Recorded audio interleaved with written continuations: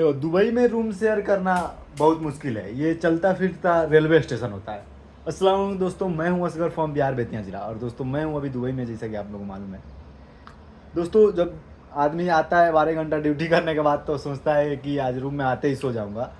लेकिन कोई एक बंदा होता है, या आप नाइट में रहो डे में रहो, कोई एक बंदा होता है जो वो भी आप ही के शिफ्ट में रहेगा।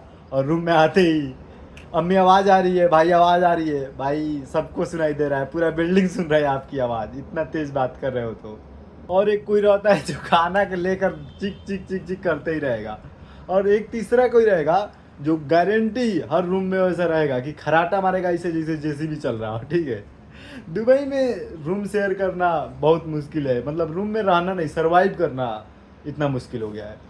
और दुबई एक चीज़ सिखा देता है कि हाँ, नींद भी पूरी करना है तो बहुत ऐसे करना होगा कि दुबई में जैसे हम लोग सस्ती पार्किंग ढूंढ रहे हैं, इतना मुश्किल बना देता है सब।